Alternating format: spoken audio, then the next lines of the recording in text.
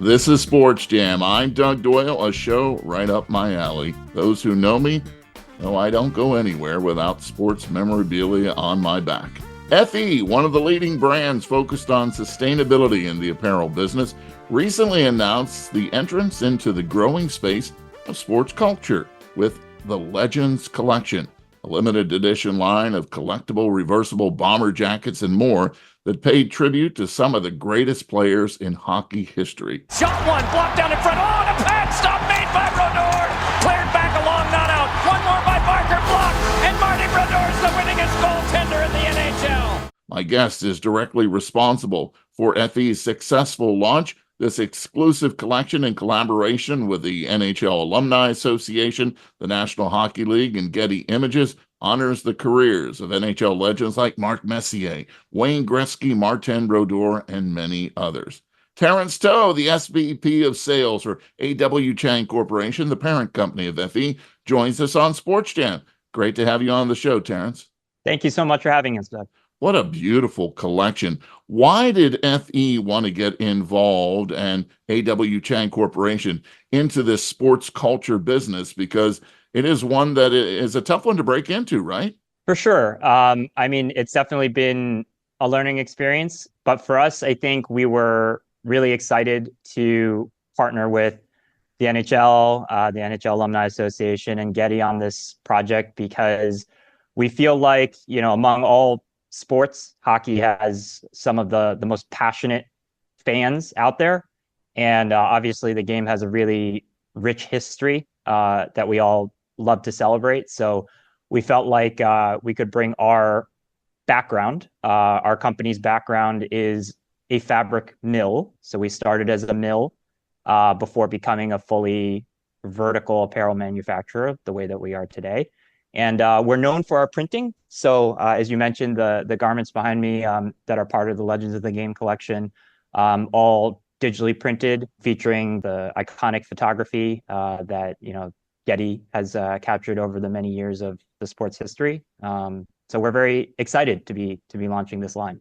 Yeah, it's a great idea. Only 99 pieces of each Legends jacket have been created, with each style individually numbered from 1 to 99, making them, those in the collectible business know, a rare and coveted addition to any fan's wardrobe when you think about it.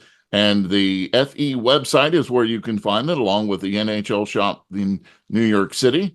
In Manhattan is where you can find these wonderful jackets. But, I agree with you. We know that hockey fans are passionate, but also I think there's this, at least for me, there's this love of legends. There's this way that we honor the people who have brought so much joy to us through the years. And in this case, if you're a Rangers fan, it has to be Mark Messier. If you're a Devils fan, it has to be Martin Brodeur. Without those two individuals, there aren't Stanley Cups in recent history, right, Terence?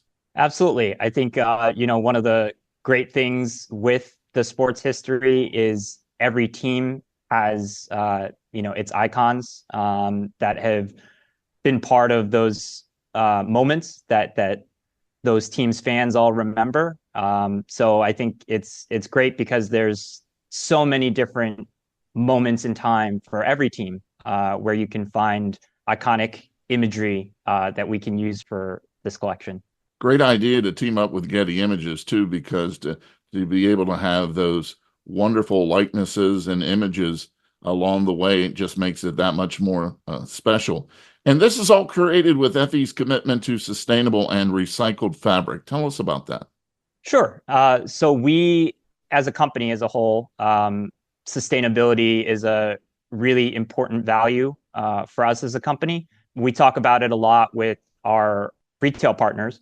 The apparel industry is one that overall, there's a lot of aspects to producing apparel that is very, whether it's power intensive, pollution creating, there's a lot of aspects of it that are tough, not great for the planet. And what we've tried to do as a company is do what we can to minimize the impact on the environment. I think we all recognize all of the changes that are happening, global warming and all of those things. And we want to try and do our small part. So there's lots of different initiatives that we've embarked upon to do that. For example, our fabric mill, beginning 2.5 years ago now, in February of 2022, we installed 1,550 solar panels at our fabric mill. So our mill now runs on the power produced by those solar panels. Mills in general are very energy intensive, lots of heavy machinery. So that helps a lot. And then in the FE collection, 100% of the collection is made with fabric from recycled yarn. So another thing that we feel is very important. And again, just trying to do our small part in minimizing the impact that we have in producing apparel. Now, you're not only a sales executive, but you're an experienced merchandiser, retail buying background, graduate of Boston College. Where did the first real flame when it comes to fashion for you? When did that start? So a lot of people have asked me this question, and I think I didn't fully realize it until I was pretty far into my career, because a lot of people ask, oh, how did you get your start? How did you become interested in this field? And I think it actually goes back to my dad, who was also in the business. He worked for a sweater manufacturer for 40 years before he retired. And it's not that there was a moment where growing up where I necessarily, looked at what he did and told myself, oh, I want to go into the same thing. I'm sure it made an impression. And then in the end, it was a little bit, I don't know if it was a coincidence, but I ended up in the same field that he did. And so it's been great for me as I've progressed in my career to kind of have a sounding board of someone who kind of went through the trenches and experienced a lot during the course of his career. And he was certainly, a role model for me all growing up. So I think that probably had a part in it. I'm curious. I'm in my early 60s, Terrence, but I still wear all the sports, clothing for the teams. Everybody knows. Even Governor Murphy knows when I come to his pool house to help produce the Ask Governor Murphy show. He looks forward to all the different sports, shirts and jerseys that I wear. Who are you marketing with this? What age group? Is there an age group? And, what thought process went behind that? I don't think that there's necessarily one particular age group. I think that this spans a pretty wide range. Some of the things that we've touched on, we felt like for this collection, with how special it is, the thought process with making it limited edition, small runs. I think we looked a lot at, honestly, sneaker culture, and you see a lot of limited edition drops where there's a lot of anticipation leading up to the drop date, and a lot of people circle that date on the calendar, and it's get it once it comes out, or you may not be able to get it at all type of a mentality. And so we wanted to try and tap into that. And I don't know that there's necessarily a hard and fast age group for that. I mean, I think you have people who are interested in that across all different types of ranges. And so I think it's pretty broad. Obviously, we're looking for hockey fans. And like I was saying before, I think anyone who is a fan of hockey recognizes that the fan base is very, very passionate. The waiting is over. The New York Rangers are the Stanley Cup champions. And this one will last a lifetime. No more purses. This is unbelievable. These people have waited a long time. Fans, players, coaches. Unbelievable. Let the celebration begin. A lot of fans have closet full of jerseys, and a lot of people collect memorabilia, signed jerseys, sticks, pucks, things like that, the things that you have hanging behind you. So I think all those types of people who really appreciate the rich history of the game, very passionate about supporting their team, and just looking for new and interesting things. The licensed sports space is very crowded, lots of players, lots of different type of product out there. But I think when you look at what we've done here, we really tried to take a different approach. We're not trying to do what everyone else is doing. There's already plenty of people doing that. We felt like there was an opportunity to do something completely new and different, and also to really lean in on what makes us unique and special as a company. Again, our digital printing expertise, being able to capture all of those iconic photographs in the Getty archive and translate them onto a garment and really make it a wearable collectible, if you will. I think, things like this, if you're lucky enough to, get it signed, it's the type of thing where a lot of people frame it and put it up on the wall, and maybe you don't ever wear it, or you just wear it for very special occasions. So we tried to find a new space that we felt like was a void in the market versus trying to cram in there and do what everyone else was already doing. I think you've succeeded in that. Another thing, Terence, that I have noticed, and it wasn't by design, but when I wear specialty clothing like a jersey or a different version of a jersey, or in this case, if I was wearing one of your bomber jackets or the vest that I'm wearing here, it's a conversation starter among sports fans, and it's usually not with fans of your team.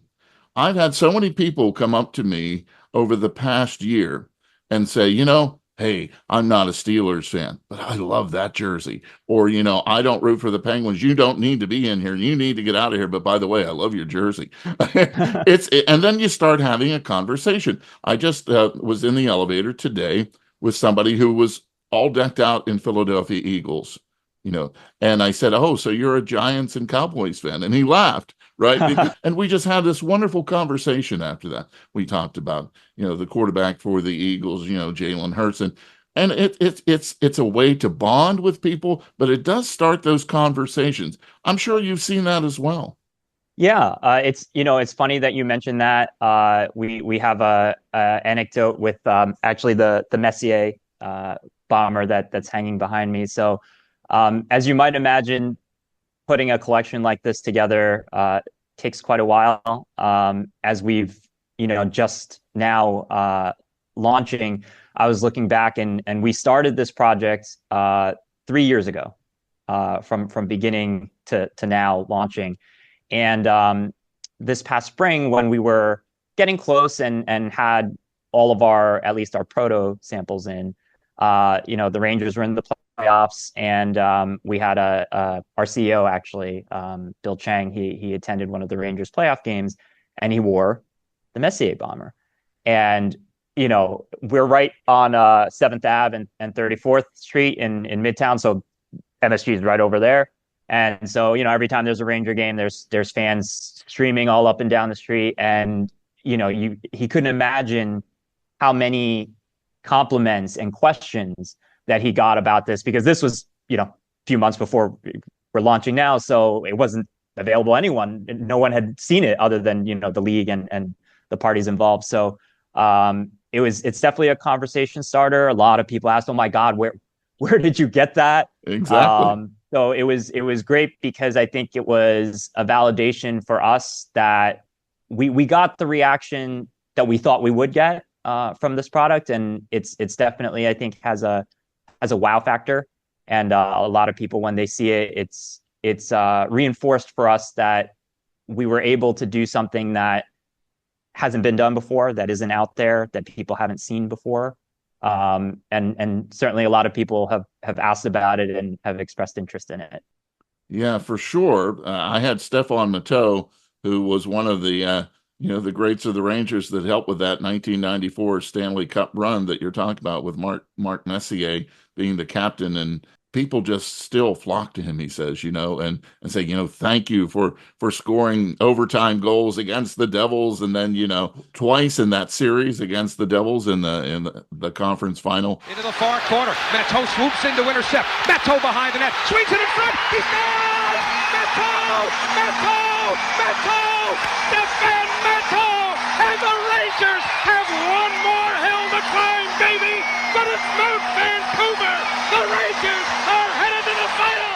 And people never forget their heroes, right? And so when you think about Martin Brodeur and the Devils, how did you select what picture you wanted for Martin Brodeur, for Mark Messier? That in itself was, I'm sure, a process that took a while to say, hey, this really represents number 30 of the Devils. Great question. And the answer is it was very difficult. All of these guys, they all had very long careers. And as you can imagine, over the course of those careers, literally thousands of images captured of them in games. So it's really daunting figuring out which images to use. So I think the answer is there's a couple things that we took into consideration. Obviously, most players have those iconic moments during their career that everyone remembers them for, down to whatever the broadcast call was during that moment. And so we for sure wanted to capture a lot of those moments.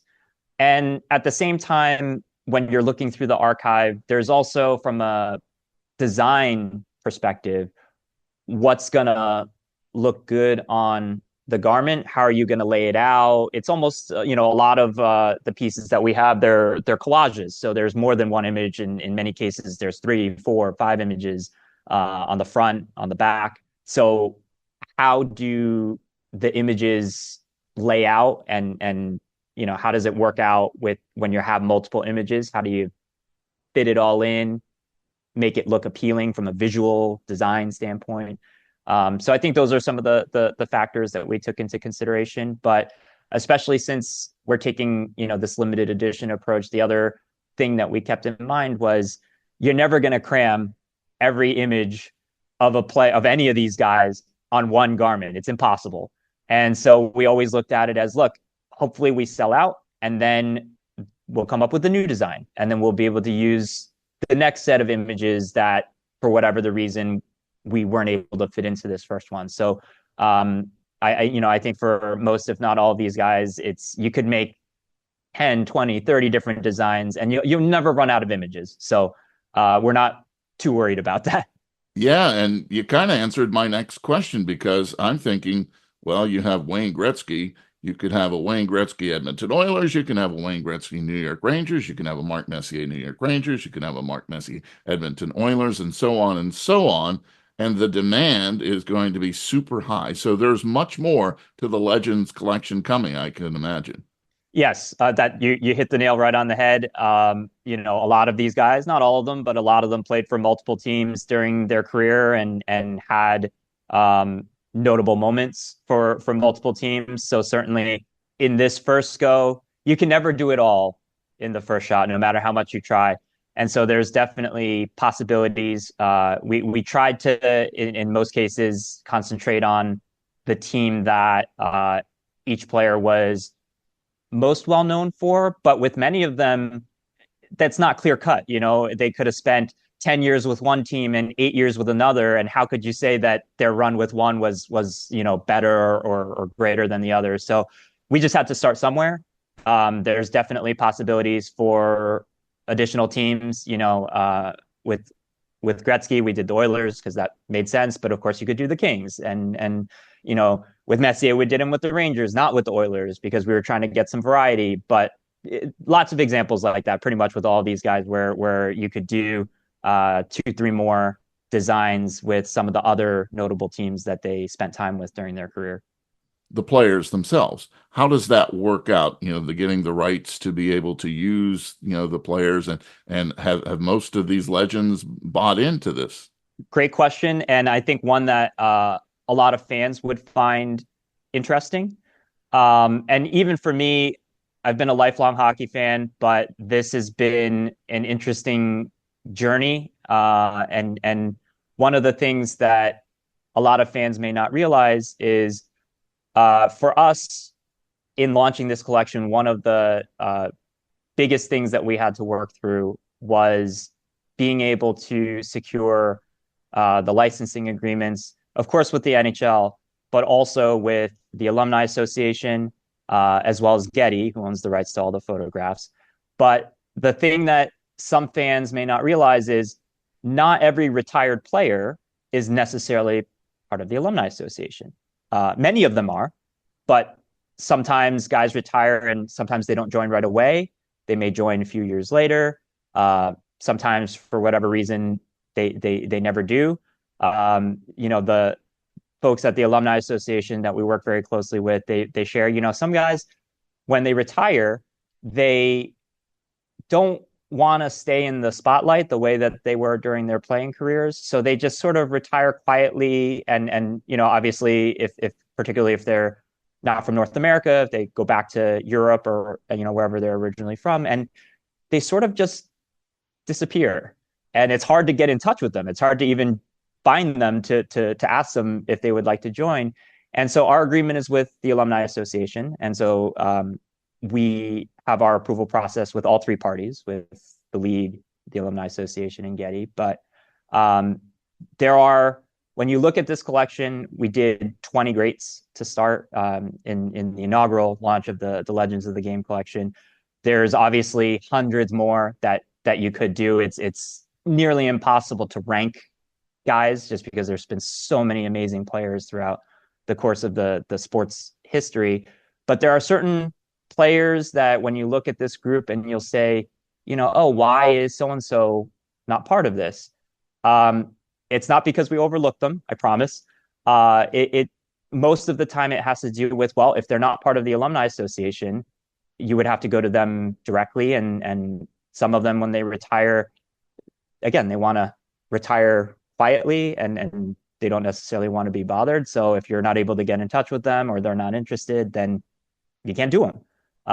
And there's other guys who, obviously, a lot of these guys, after they retire, they also end up in executive positions with current teams. That there's a bunch of guys even in this group who are current GMs or coaches. And sometimes if they have an active role with the team, they may not necessarily want to be featured so prominently on product. So there's all these things that you look at the collection, you can say, oh, how could you not have so-and-so? Well, there's a lot to it that goes on behind the scenes to get all the approvals and the rights necessary to have guys involved in the collection. That was something that even for me, I think I didn't fully realize until we went on this journey. And then you start to learn a lot of the ins and outs and you realize, oh, that's why there's not a lot of product with, so-and-so. Yeah, I know that you had mentioned in some of your publications that Deborah Hall, the wife of the late Chicago Blackhawks legend Bobby Hall, said it's an amazing collection and Bobby would have loved it. It's an honor to have this piece of memorabilia for the family to cherish for a long time. That says a lot. Yeah, the reactions that we've gotten so far, one of the things that we wanted to do was with each style, we wanted to produce the player's number. They're all, as you mentioned, they're individually numbered. So we wanted to produce each player's number, the number that they wore, in their size, and actually gift them their jacket. And again, going back to what I said before, sometimes a lot of them may not be very easy to reach. So we've leaned on the Alumni Association and the teams in some cases, or other contacts who may know the players that are part of the collection to try and get them their jacket. But that was something that was really important for us too, because we felt like with all of them signing on and agreeing to be a part of the collection, that it would be really cool for each of them to have their jacket in their number. So that was something that we wanted to make sure we did when we set out on this project. Yeah, a lot of thought has gone into this FE Legends collection. Once again, you can check out which players are part of the collection by going to the FE website, and you can also see it at the NHL Shop store in New York City in Manhattan. They are on display there as well. I guess if Jaromir Jagr becomes a part of the collection, you could have I don't know, 8, 9 teams that Jagr, he's one of my favorites of all time, along with Mario Lemieux. But Jagr's played with so many great teams, and you can have a lot of fun with that collection if he comes aboard with you. But I did want to ask you, has your allegiance ever changed? Have you been loyal to one team? You said you're a devoted hockey fan. So I'm a diehard Devils fan. I'm wearing the Brodeur jacket, actually. So been a Devils fan for 30 years, so that's my team. But obviously, again, I think one of the amazing things about hockey is I think most people have their team, but real fans, you recognize greatness across the board, right? No matter who they played with, and that's one of the great things about the NHL and hockey. Do you have a photo with Marty? I wish. I think among Devils memorabilia, I have a signed Scott Niedermayer jersey that I have up on the wall at home. So that's one of the big ones, and I think I have an autographed picture from Ken Danico as well. Well, those are great ones to have. And one thing I will say about Brodeur covering the Devils during those amazing runs is that no matter what happened on the ice, Brodeur is one of those guys who would always speak to the media, right? He might not be happy with what happened if it was a difficult night for the Devils, but he was one that would show up and answer questions. And you can't say that about every athlete. The Devils throughout the years have been wonderful to work with. I have covered them a lot at Prudential Center through the years, not as much when they were, at Continental Airlines Arena. But they have been always very gracious with the media and very good in the community, too. So the Devils have been a great team to follow. So you have a good team there that you've been rooting for, Terence, and it looks pretty good so far in the early going. Now, is there a moment in Devils history that either you were there or that you remember the most? I think most fans will say the Cups. I think for me, the couple that stand out, I was at the 2003 finals against the Ducks at Continental. So that one definitely stands out in my mind. Watching them win against Dallas in the 2000 finals, in double OT, and I think it was like 1:30 in the morning, and when Jason Arnott finally scored that goal to end it. That for sure. Gary Thornbill Clement here at 11:57 to go in the second OT. And if you missed it earlier, Braylon out there doing the work is all right, heading back. Sikora taken to a hospital where they did the MRI. And no damage found. Good news for him. Stevens winds up, takes it. That one wide. And boy, they had a couple of screens the Devils did in front. Back to the point. Stevens stepped up to hold it in, did. Hull stole it. Stevens holds it in again. Shot it right through the top of the crease. And the center shot! Score! The New Jersey Devils have won the Stanley Cup! Jason Arnott with the game-winning overtime goal! Beating the Rangers in 2012. That's always, and more recently too, I think, those are moments that most fans probably remember. Fantastic. Terence To has been our guest here on SportsJam, the SVP of Sales for Chang Corporation, the parent company of FE. FE is now one of the leading brands focusing on sustainability in the apparel business, and just recently announced this wonderful collection, the Legends Collection, a limited edition line of collectible reversible bomber jackets and much more that pay tribute to some of the greatest players in hockey history. Once again, people like Martin Brodeur, Wayne Gretzky, Mark Messier, Gordie Howe, Steve Yzerman, and the list goes on and on.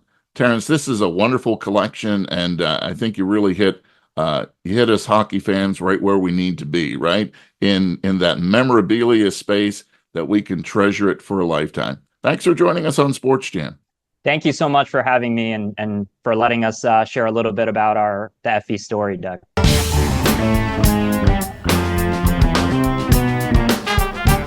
Sports Jam is a WBGO Studios production. You can hear all the past shows by going to wbgo.org/sportsjam, where you can find Sports Jam with Doug Doyle on the NPR list of podcasts or wherever you hear podcasts. Recently, the New Jersey Society of Professional Journalists, for the second year in a row, have awarded Sports Jam with Doug Doyle as the best podcast in New Jersey.